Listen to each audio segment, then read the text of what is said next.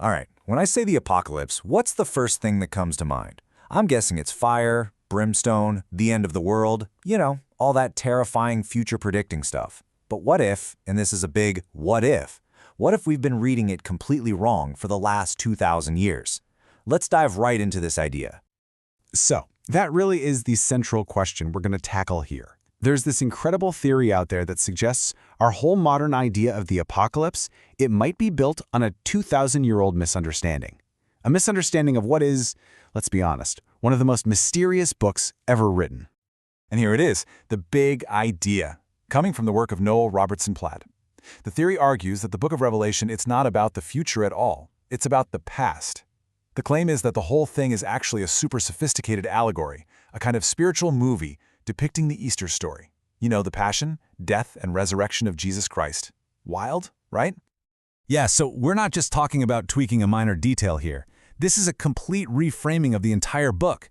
It challenges that core, fundamental assumption we've all had, that Revelation is some kind of roadmap to the future.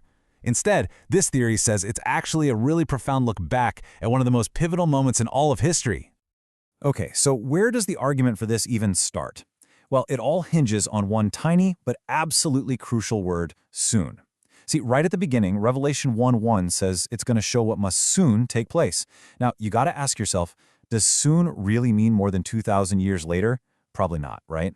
This theory points out that soon perfectly matches what Jesus says in Matthew's gospel, that he will soon be crucified and rise again.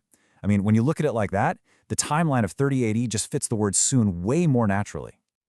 So, to really get a grip on this theory, we have to talk about the main tool it uses, the key literary device at its heart, allegory. The idea is that Revelation was never meant to be read as a literal, straightforward history. It's meant to be read as a symbolic one. So, what's an allegory? Think of it like a story with two layers. You've got the surface story, and in Revelation's case, that's all the mystical, sometimes pretty bizarre visions. But then, underneath all that, there's a hidden real-world truth. And according to this theory, the ultimate reality hiding behind all the dragons, the beasts, and the crazy symbolic numbers is the physical, historical, actual flesh and blood Easter story. Okay, now this next verse is absolutely central to the whole argument. See, we almost always think of prophecy as predicting the future, right? But this theory completely flips that. It says the testimony of Jesus is the story of his life, death, and resurrection. So in that light, prophecy isn't so much about predicting the future, it's more about proclaiming a past event, the gospel itself. It changes the whole meaning. But that brings up a huge question. Why? Why write it as this complex, coded allegory in the first place? What was the point? Well, the theory says the motive was a direct response to a major crisis that was threatening the very survival of the early church. And that problem had a name, docetism. So this was this belief going around in the first century that Jesus was basically a pure spirit, that his physical body, his suffering, even his death on the cross, that it was all just an illusion, like a hologram or a phantom. I mean, you can see how this would be a direct attack on the very heart of the Christian faith. So how do you fight an idea like that? Well, the theory proposes that John the Apostle got creative.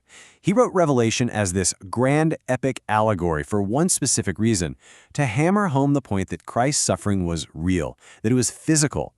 Every single mystical vision, every strange symbol was designed to point back to that tangible historical reality. It was basically the ultimate counter-argument to the docetic. Okay, that's a great story, but where's the proof in the actual text, right? I mean, that's what we need to see. Well, the theory claims the evidence is literally woven into the structure of the book itself, and that it follows a very specific and very familiar timeline. And this right here, this is what the theory presents as its smoking gun. Check out this sequence. It maps the visions in Revelation's key chapters, one-to-one, directly onto the Easter timeline. So Revelation 16 lines up with Christ's passion, chapter 17 with his death, chapter 18 with his burial, and then Revelation 20 with his resurrection. You see that? The argument is that this sequential matchup is just too perfect to be a coincidence. It feels deliberate, intentional. Okay, so if we accept this framework, even just for a moment, it completely changes how we read some of the most famous passages in the entire Bible. So let's look at the implications. What happens to a prophecy like the new heaven and earth? All right, let's take one of the big ones. A new heaven and earth. We usually think of that as, the future destruction of the planet and a total cosmic reboot. But according to this theory, that's not it at all. Instead, it's an allegory for the historical reality of Resurrection Sunday. I mean, think about it. Matthew's Gospel calls that day the first day of a new week. It was a radical new beginning for all of humanity. And it doesn't stop there. What about the New Jerusalem coming down from heaven? Well, the theory connects that vision directly to the angel that descends from heaven in Matthew's account of the resurrection. So again, it's not a literal city dropping from the sky in the future. It's a powerful metaphor for the New Testament church, which was, born directly out of the events of that first Easter. And when you look at it this way, this beautiful symmetry starts to appear. The blessings of this new reality are tied one for one to the physical suffering on the cross. It's like a direct cause and effect. So, because Jesus was rejected, we get to have fellowship with God. Because the cross was a place of tears, we get to enjoy comfort. Because Jesus thirsted on that cross, our spiritual thirst can be quenched. Every single promise in Revelation 21 is seen as a direct payoff from a specific, historical event during the Passion. So, what's the big takeaway for us right now? Well, it suggests that this new heaven and earth isn't some far-off, perfect paradise we're waiting for. It's our current reality. It's this messy overlap of ages, where the new kingdom has begun, but evil and suffering still exist. So, in this view, Revelation isn't describing some distant future. It's describing the world we are all living in right now. So, to wrap this all up, this theory from Noel Robertson Platt just completely transforms how you see the apocalypse. It stops being a crystal ball you use to try and predict the end of the world, and it becomes this incredibly profound, theological, allegorical masterpiece. One that's not predicting a future battle, but is proclaiming a victory that was already won in the past, through the Easter story. And that really leaves us with one final and pretty provocative question.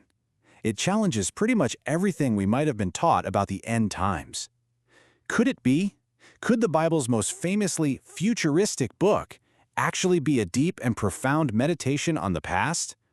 Now that is a fascinating idea to think about.